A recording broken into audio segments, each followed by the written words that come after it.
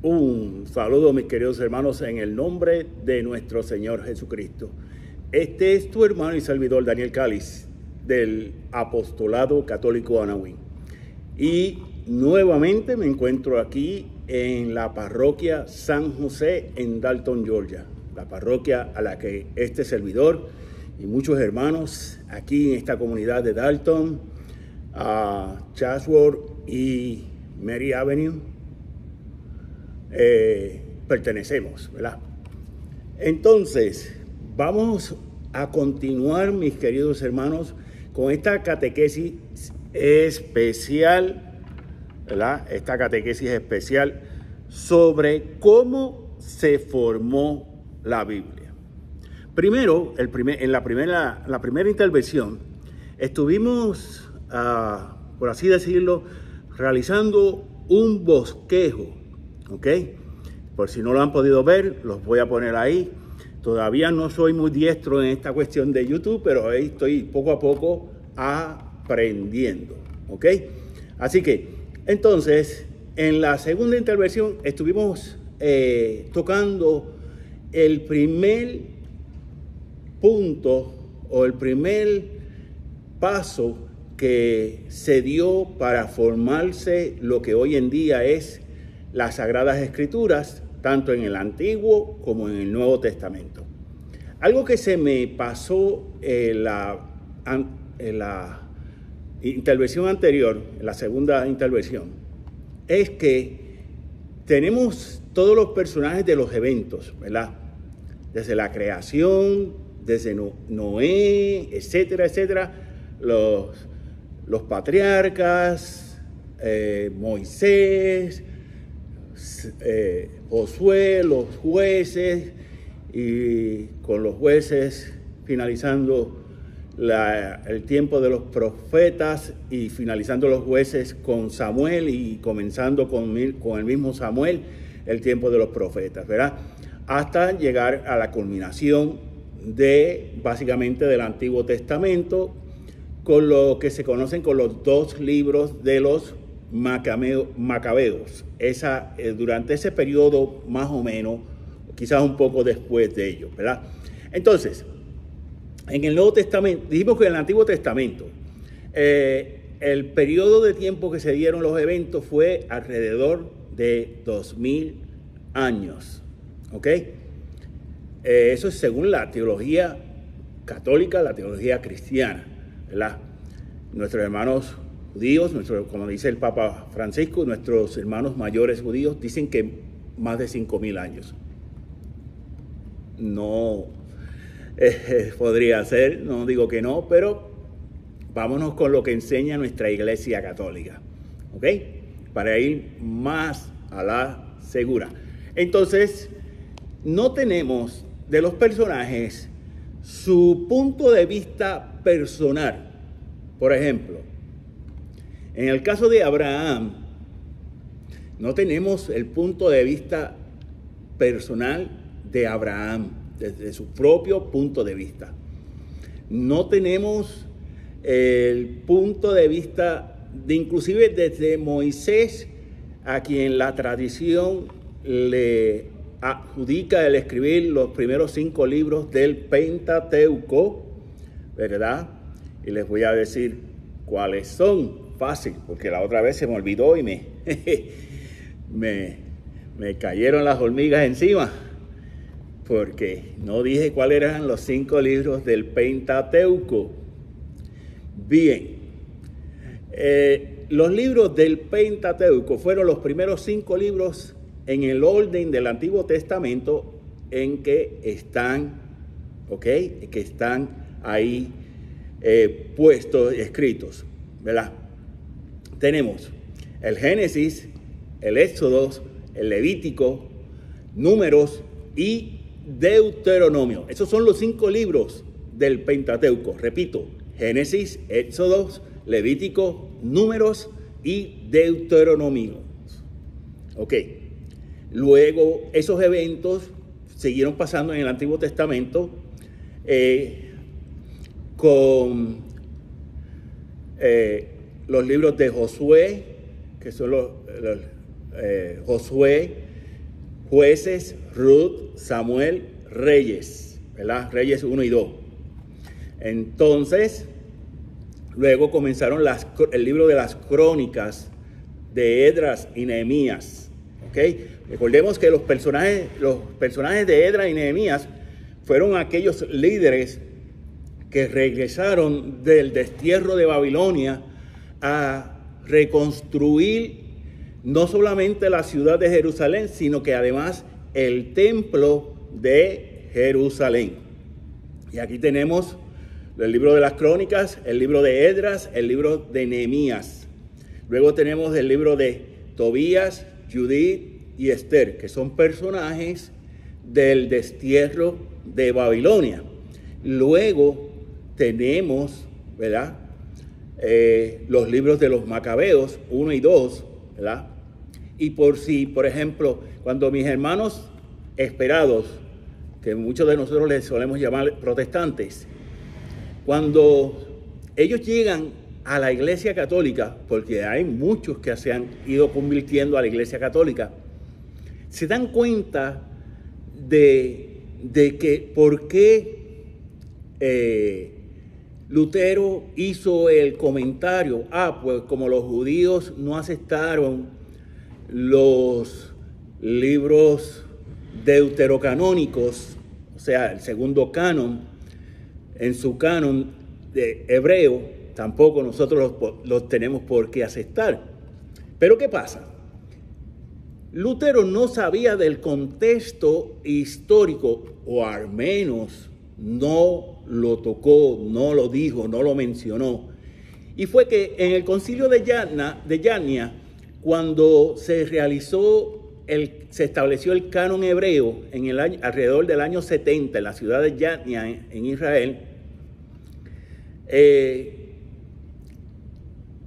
los judíos, habían judíos piadosos, inclusive fariseos, que querían introducir a Jesucristo en las Escrituras. Para no poner a Jesucristo, su obra, su trabajo en las Escrituras, lo empezaron a tildar de bastardo.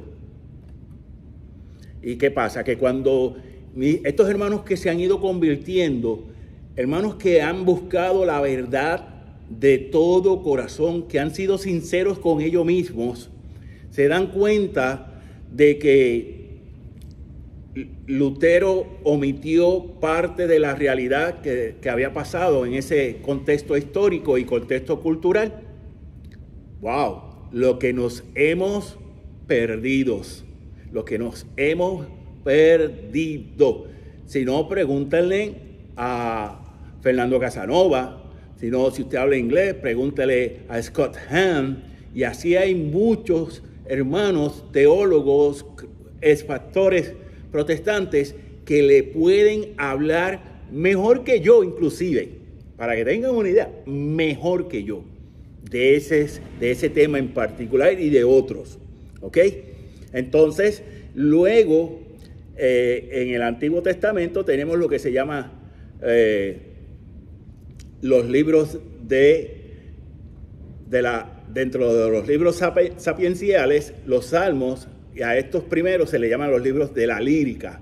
O sea, libros que se cantaban y se llevaban en la armonía con la lírica. Por eso le llaman, algunos teólogos y exégetas le llaman libros de la lírica. Está el cantar, los salmos, 150 salmos, el cantar de los cantares, ¿verdad? Y el libro de las lamentaciones. Y dentro también de los libros sapiensales está lo que se llama el libro de Job, el libro de los proverbios, el Eclesiastés, el libro de la sabiduría, el eclesiástico o Coelet, ¿verdad?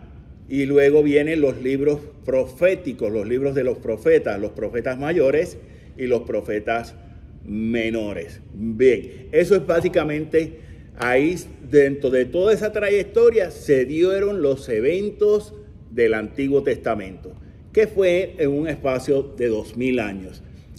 Y seguramente más, porque recuerden que Moisés fue el que comenzó a narrar ¿verdad? Y esto lo voy a explicar después más adelante, fue el que comenzó a narrar las cosas que sucedieron en lo que se conoce como los libros del Pentateuco, los primeros 5 libros de la Biblia. Bien, entonces, mis queridos hermanos, ya vamos a aquí llegar hasta la parte de los eventos y quiero ahora empezar a realizar, a explicar quizás un poco más de detalles lo que el segundo paso y el tercero, que son la tradición oral y la tradición escrita. ¿Ok? La tradición oral y la tradición escrita. Miren, cuando se habla de la tradición, mis queridos hermanos, cuando se habla de la tradición, ¿verdad? Dentro del contexto bíblico, muchas personas lo catalogan como se cataloga el chisme o la sátira o cosas así. No, para nada, mis queridos hermanos. ¿Por qué la tradición oral es viable? Bueno, en primer lugar, mis queridos hermanos, esa tradición oral comenzó desde la tradición, desde la generación que fue parte de esos eventos, que le fue narrando a sus hijos, y así fue sucesivamente hasta llegar a nosotros, ¿verdad? En el Nuevo Testamento se da el caso que, y así lo ha enseñado la Iglesia desde sus inicios, que lo que se llama la tradición apostólica, ya lo había mencionado antes, lo que se llama la tradición apostólica es parte, junto con la palabra escrita, con la Biblia, de lo que la Iglesia llama la revelación divina, la revelación de Dios. ¿Por qué?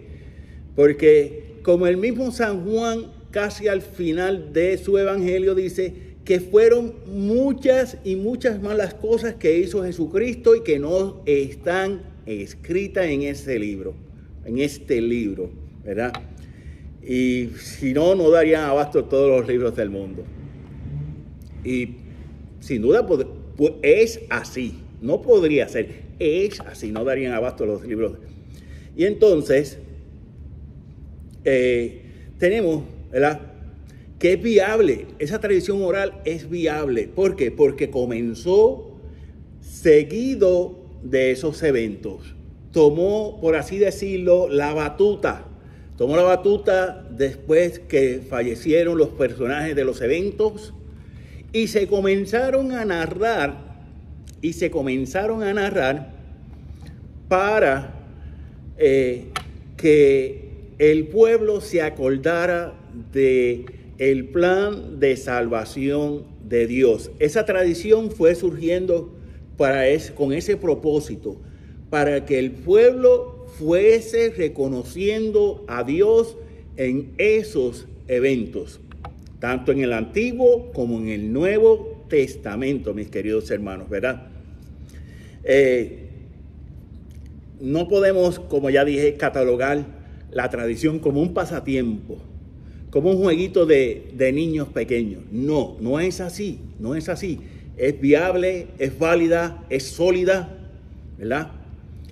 Tal es el caso que la misma Iglesia, la Santa Madre Iglesia, lo considera esa tradición desde la predicación de los apóstoles, que ellos inclusive van narrando parte de esa tradición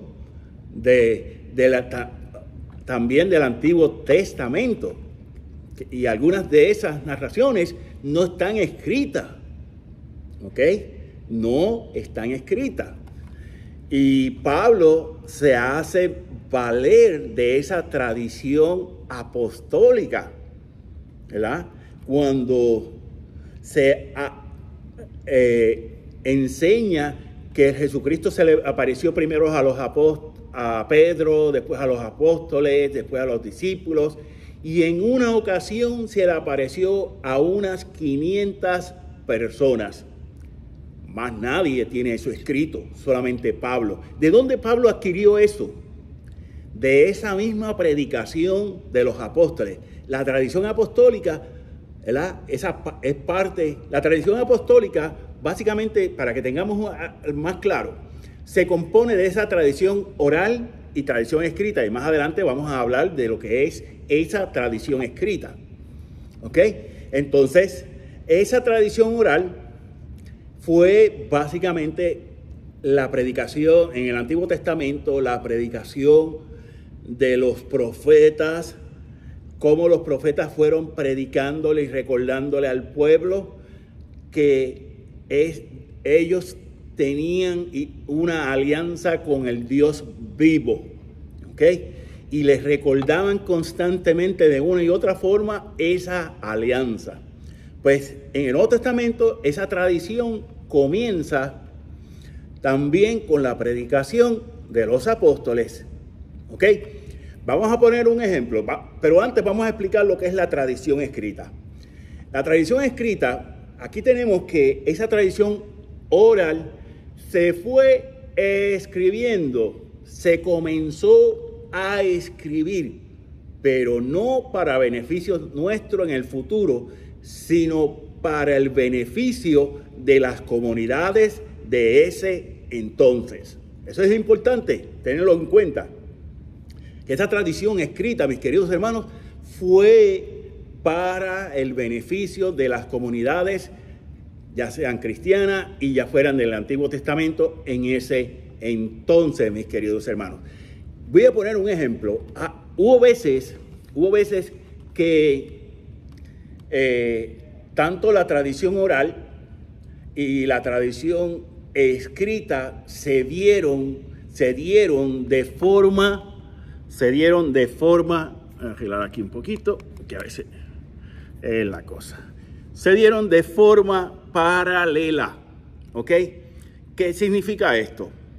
Mire, veamos el ejemplo de lo primero que se escribió en el Nuevo Testamento. Muchos de nosotros conocemos que el primer evangelio que se escribió fue el de Marcos. ¿Ok? En esa estamos ahí. Pero antes del evangelio de Marcos se escribió algo más. Se escribió la carta a los tesalonicenses. ¿Qué sucede? Pablo va a predicar a viva voz. Y ahí tenemos la tradición oral. Los hermanos de esa comunidad de Tesalónica fueron básicamente, ¿verdad? Fueron entendiendo unas cosas, pero otras no las supieron entender. Y surgen las dudas, las interrogantes. Entonces Pablo tiene que sentarse a escribirle, ¿ok? Tiene que sentarse a escribirle a la comunidad de Tesalónica para darle, por así decirlo, una enseñanza, una catequesis, explicarle las cosas que él había predicado y otras cosas que quizás no había predicado, no había enseñado previamente en lo que consta como la tradición oral. Vemos que ahí básicamente tanto la tradición oral como la tradición escrita se dieron de forma paralela. ¿Ok? Lo que Pablo escribió, y esto es bien importante tenerlo en cuenta, lo que Pablo escribió todavía no es la carta que usted y yo podemos hoy en día leer en la Biblia. No, todavía no es esa carta. Es, por decirlo así, lo esencial de la carta. ¿Ok? Y esto lo vamos a explicar luego cuando estemos hablando sobre el proceso de la edición, que es otro punto, ¿verdad? Que va después de estos dos, de la tradición oral y de la tradición escrita. Lo que Pablo escribió en ese momento fue lo que corresponde a la tradición escrita para el beneficio de esas comunidades. ¿Ok? Entonces tenemos, mis queridos hermanos, ¿verdad? Que Y esto es un proceso que se dio, como ya dije, en el Antiguo y en el Nuevo Testamento, en sus respectivos tiempos, ¿ok? Y en el Antiguo Testamento tenemos que recordar que tenemos dos cánones, o sea, dos versiones. Tenemos la versión griega del Antiguo Testamento que la iglesia llama la Septuaginta, que se escribió y ese canon se estableció unos 300 años antes de Jesucristo, donde alrededor de 70 eruditos hebreos dentro de la diáspora griega, se dedicaron a traducir la Biblia del hebreo al griego. ¿Por qué? Porque había muchos judíos que solamente hablaban griego, o si usaban algo de hebreo, lo usaban en las sinagogas o cuando iban al templo de Jerusalén, que usualmente iban una vez al año para la Pascua. ¿Ok? La Pascua, estoy hablando aquí de la Pascua judía.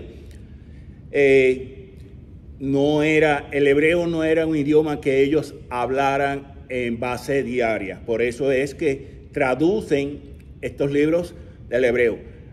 Hay una situación extra aquí, ¿verdad? Que la iglesia que en el Antiguo Testamento griego hay 7 libros que no están en la versión hebrea, que se estableció más tarde, en el año 70 después de Cristo, ¿verdad? Lo que se conoce como los deuterocanónicos. Ok, veamos cuáles son estos libros para que tengamos, ¿verdad? Veamos cuáles son estos libros, los deuterocanónicos. El libro de Tobías o Tobit, el libro de Judith, el libro de la sabiduría, el libro del eclesiástico o Sicarida o Sicarides, el libro de Barut, e incluida también la carta de Jeremías. Recordemos que aquí hay que entender algo. Barut fue el secretario personal o el editor del libro de Jeremías. ¿Ok? ¿Por qué? Porque Barut trabajó ahí mano con Jeremías en su ministerio. ¿Ok? Y Barut comienza su ministerio profético una vez que Jeremías sale del pentagrama de la historia judía o de la historia de Israel, ¿verdad? Entonces, los libros 1 y 2 de Macabeo. Hay otras partes de otros libros que también están ahí, ¿verdad? Esa información la voy a poner a la parte de abajo de el video para que la tengan también, mis queridos hermanos, ¿verdad? Hay otras versiones, por ejemplo, que son los deuterocanónicos de la Iglesia Ortodoxa, ¿verdad? Eso los puedo poner ahí también, ¿verdad? Entonces, esos son los libros deuterocanónicos que estaban en la versión griega 300 años antes de la venida de Cristo y que no fueron incluidos en la versión hebrea, cuyo canon se estableció en el año 70 después de Cristo. ¿Ok? No sabemos por qué no están incluidos. Me imagino yo por no darse a la tarea de traducir de nuevo al griego al hebreo. Créanme, si a mí a veces me cuesta traducir del español o del inglés al griego o al hebreo, es mucho más difícil traducir del griego al hebreo. Créanme que sí. ¿Ok? Y en Jerusalén, el idioma que se hablaba no era el griego, sino que era el arameo, que era el idioma del pueblo. El arameo es una de las principales lenguas semitas, ¿verdad? Y habían varias versiones del arameo inclusive. ¿Ok? Ok, entonces, ¿verdad? tenemos que, volviendo a la tradición, ¿verdad? Volviendo a la tradición, tanto escrita, oral como escrita, esas tradiciones siguieron la predicación de los evangelios. Miren, hoy en día, por ejemplo, vamos al evangelio, el evangelio de San Marcos. Cuando se estudia la teología de la predicación de Pedro, básicamente vamos a ver que el evangelio de San Marcos está plasmada esa teología de Pedro. ¿Ok? Esos los exégetas, los eruditos que se dedican a estudiar las Sagradas Escrituras son los que nos dicen eso, ¿verdad? Cuando leemos tanto en San Lucas especialmente y en algunas partes de Mateo, vamos a ver, no en todo el Evangelio de San Lucas, ¿verdad? Pero vamos a ver que hay ciertas partes que resuenan a la teología de Pablo. ¿Ok? Podremos decir así, resuenan a la teología de Pablo. Por eso, mis queridos hermanos, ¿verdad? Y es bien importante que entendamos, ¿verdad? Por eso esta catequesis, que entendamos cómo se formó la Biblia, para luego ir estudiando los distintos modos o estilos de exégesis, o sea, de interpretación bíblica que enseña la misma Iglesia Católica. Aquí yo no estoy inventando nada, gente. Yo no estoy inventando, yo estoy enseñando lo que enseña la Biblia Católica, que con años de estudios, primero en el seminario y luego por mi cuenta personalmente, con clases que he tenido que tomar inclusive en universidades, como lo que llaman la educación continuada, ¿verdad? Esto es teología y Biblia 100% católica, les puedo garantizar. Bien, entonces, mis queridos hermanos, en la próxima intervención vamos a estar hablando sobre ese proceso de la edición. Vamos a ver que es un proceso, fue grande, fue arduo, fue trabajoso. Por ejemplo, sabemos que los escribas que tanto se nombran en el Nuevo Testamento, en los Evangelios especialmente, ellos eran los encargados por siglos, fueron los encargados de realizar en el Antiguo Testamento, de uno u otro lado, de ambas versiones bíblicas, de la griega y la hebrea, fueron los encargados de hacer la edición de los libros. ¿Ok? Les voy a dar un adelanto para que se animen. Miren, la forma en que están escritos los libros y el orden en que está escrito todos los libros de la Biblia hoy en día es producto de la edición. Si usted se ha preguntado siempre, bueno, ¿y por qué los libros están en ese determinado orden? Ahí lo tiene, le estoy dando el adelanto, así que no se pierda la próxima catequesis, que vamos a estar hablando sobre ese proceso de la edición, mi gente. Así que, wake up, a despertar, vamos a prepararnos, y como dice mi hermano Mauricio Pérez, apasionate por nuestra fe. Exactamente, como dice Mauricio Pérez, apasionate por nuestra fe. ¿Ok? Ánimo, vamos a reeducarnos en la fe cristiana, en las enseñanzas de la Iglesia Católica. Por eso, Biblia, considerada Biblia de estudios. ¿Ok? Miren, ya para finalizar esta catequesis, posiblemente en 2 ediciones más, 3 cuando si es necesario, voy a estar mostrándoles a ustedes todos los libros que yo utilizo para estudios bíblicos.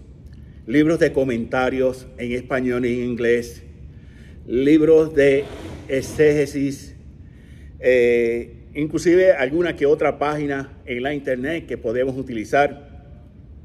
no puede faltar las Biblias católicas, pero Biblias católicas que sean para el estudio. Hay Biblias católicas que no sirven para estudiar, y eso lo vamos a ver también después. ¿Ok? Hay Biblias católicas que son buenas para leer y para reflexionar, sí, pero no para estudiar. La mejor Biblia, y si este es otro adelanto, ¿ok? Otro adelanto, la mejor Biblia para estudiar, según mi humilde entender, es la Biblia Didache de la Conferencia Episcopal de España. Yes, sí, seguro, esa es la mejor Biblia para estudiar. Después les voy a explicar por qué. Ok, mi gente, 1.000.000 de gracias, de verdad. Te pido encarecidamente, te pedimos encarecidamente que compartas estos videos. Vamos a hacer que esta comunidad Anawin de los pobres del Señor, los pobres, los humildes del Señor, que esperamos a que el Señor vuelva en gloria y majestad, crezca para que haya más personas, ¿verdad? Y así YouTube especialmente nos ayuda, ayudándonos ustedes, YouTube nos ayuda. Sí, claro que sí. ¿Ok? Para que la evangelización crezca en la evangelización católica. ¿Ok? Así que, mi gente, 1.000.000 de gracias. Cuídense, que Dios en su infinito amor nos bendiga. Nos despedimos como siempre en la bendición del Padre, del Hijo y del Espíritu Santo.